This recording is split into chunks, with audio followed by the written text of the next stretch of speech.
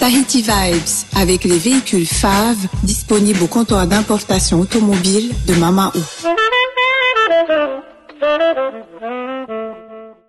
Yaorana et Maeva sur ITFM. Chers auditeurs, dans votre émission Tahiti Vibes, on vous propose aujourd'hui un portrait des bénévoles de l'Adi Morea qui vient donc dans la suite des autres émissions que nous avons proposées.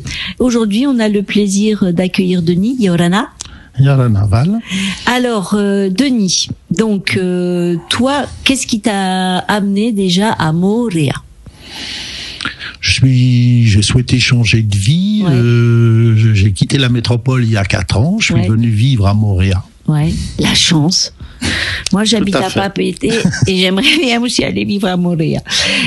Donc alors, tu es entrepreneur retraité. On peut te demander dans quel domaine tu étais ? Oui, tout à fait. J'avais un garage de vente réparation moto. Ouais. J'étais concessionnaire, voilà, en métropole. Donc, tu étais chef d'entreprise. Et qu'est-ce qui t'a amené justement à être bénévole au sein de l'ADI ?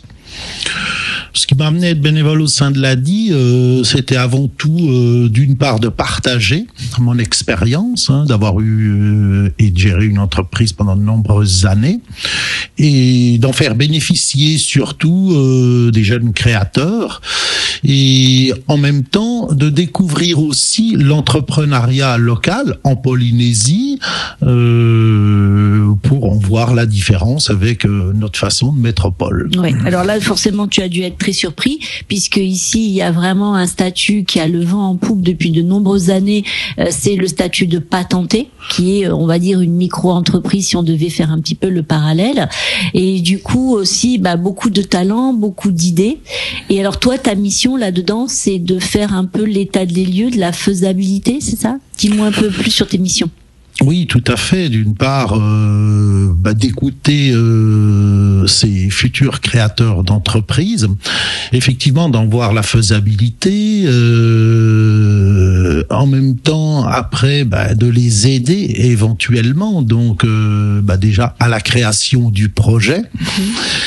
Ensuite, de les aider après dans la réussite du projet, en apportant évidemment d'une part l'expérience en termes de gestion, en termes de conseils un petit peu, en termes aussi surtout de recherche de clients, de business. Voilà. Le nerf de la guerre. Tout à fait. Alors justement, qu'est-ce que tu as appris déjà d'un point de vue humain ? Parce que faire du bénévolat, ça a fait appel justement à ce qu'on a le plus important en nous, qui doit être l'empathie. On rencontre des gens, forcément.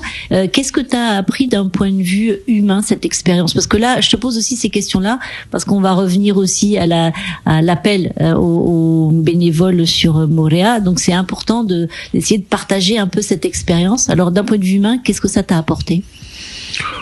D'un point de vue humain, très enrichissant. Tout d'abord parce que la population polynésienne est très chaleureuse, très accueillante, très sympathique, donc une très belle expérience. En même temps, ça m'a apporté aussi, pour moi qui est nouveau résident en Polynésie, de mieux connaître le pays, ses habitants, sa façon d'y vivre, et surtout aussi d'entreprendre. Voilà. Alors après, d'un point de vue justement relationnel, sur l'accompagnement, parce que forcément tu amènes dans l'analyse de ce projet, pour le concrétiser, une partie qui est complètement, à 10 000 kilomètres, on peut le dire, même plus, de l'idée qu'on se fait. La dernière fois, on parlait avec Philomène du papy qui veut vendre son régime de bananes. Forcément, c'est pas des modèles économiques standards. Et alors, comment ça se passe justement, le fait de pouvoir faire intégrer à ces potentiels futurs clients de l'ADI, justement cette dimension-là? C'est vrai que oui, tout à fait, la différence est très grande à ce niveau-là. Mais bon, en même temps, premièrement, déjà, c'est très enrichissant de découvrir, on va dire, ces petits entrepreneurs avec leur façon de faire, avec une débrouillardise impressionnante dans certains cas. Après, effectivement, faut arriver à les amener un petit peu vers un modèle d'entreprise, on va dire, voilà, qui soit un petit peu plus professionnel, un petit peu plus lucratif. coopératifs dans leur intérêt aussi, au final d'essayer d'en tirer une meilleure rentabilité. Et ça ça passe ou c'est compliqué, enfin comment c'est reçu en fin de compte par les candidats? Ça dépend. Il y a des gens qui, pour qui sont en plein dedans et ont parfaitement compris que dans le monde moderne, il fallait bien entendu, se diriger vers un monde où on est obligé de s'intéresser de remplir des cases, quoi. Tout à fait. Voilà. Pour d'autres, la distance est un petit peu plus longue à parcourir. C'est sûr que papy qui vend ses régimes de malade. Mais ça va le faire. Ouais, d'accord. Alors aujourd'hui, tu es donc à l'ADI depuis combien de temps, toi? Depuis 2 ans. Depuis 2 ans. C'est quoi les idées qui ont été développées qui, pour toi, au début, t'ont hyper surprise et qui sont arrivées à des modèles économiques viables, en fait? Sur quels étaient les secteurs? Parce que forcément, à Moorea, les gens pensent tourisme, évidemment. Mais est-ce qu'il y a d'autres domaines? Parce que l'objectif, c'est aussi d'aller chercher les auditeurs qui ont des petites idées, qui se disent alors ce que je voudrais savoir, c'est quelles sont les idées les plus surprenantes qui ont abouti? Il y en a? J'en sortirai pas une en particulier, mais en tout cas, j'ai vu beaucoup d'idées et de métiers différents se faire au travers de cet entrepreneuriat-là, très très vaste. Ça ne se limite pas qu'aux roulottes ou à la pêche. C'est vraiment ouvert, très ouvert. D'accord, ça peut être autant de l'artisanat que du service à la personne, que quoi d'autre comme domaine?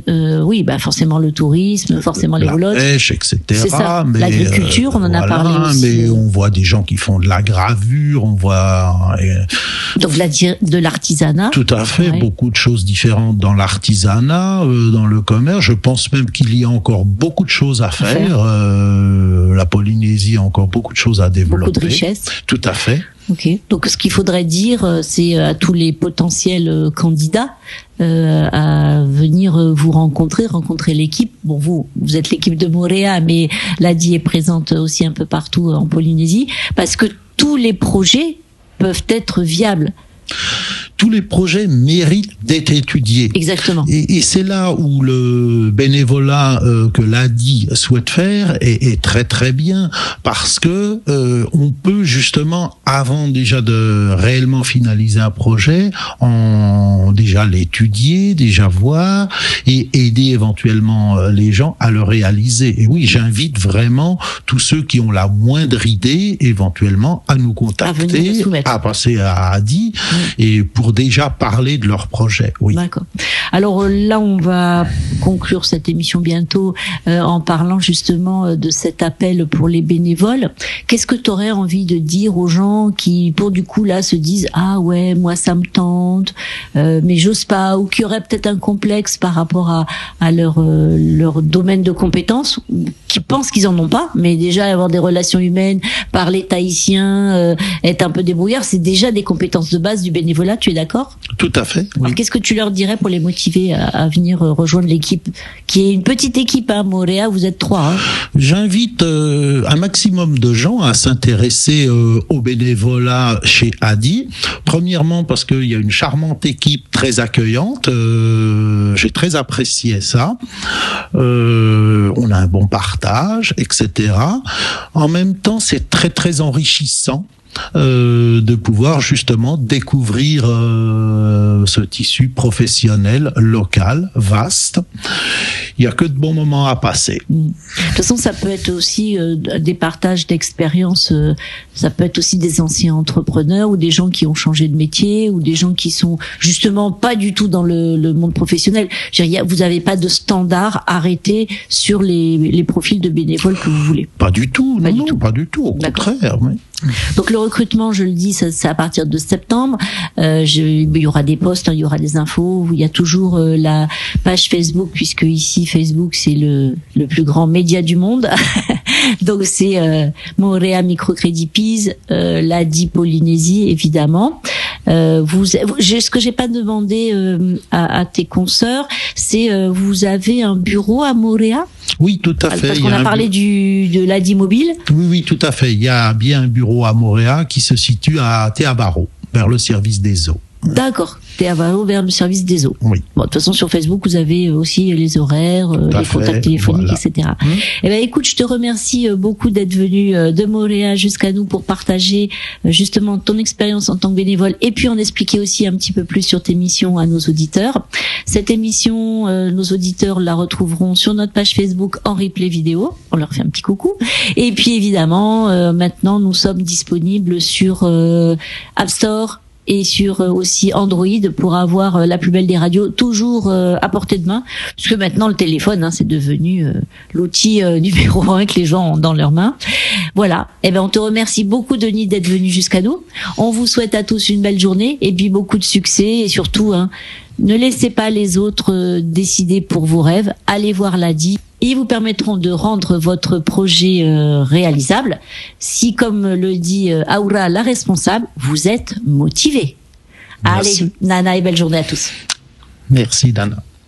Tahiti Vibes, avec les véhicules FAV disponibles au comptoir d'importation automobile de Mamao.